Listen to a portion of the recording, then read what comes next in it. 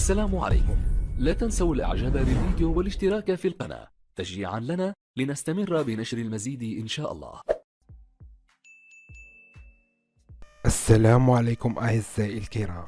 يحل فريق الأهلي ضيفا ثقيلا على أسوان بملعبه في مباراة صعبة وقوية على أبناء الجنوب ضمن مواجهة الجولة 19 من منافسة الدوري المصري الممتاز.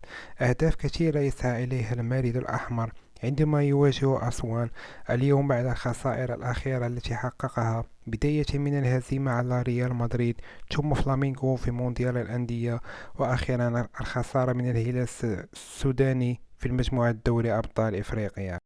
موعد مباراة الأهلي وأسوان هو الثلاثاء على ملعب أسوان في الجولة 19 من الدوري المصري الممتاز، وتنطلق صافرة بداية المباراة في 1:03 مساء بتوقيت مصر، و1:45 مساء بتوقيت السعودية.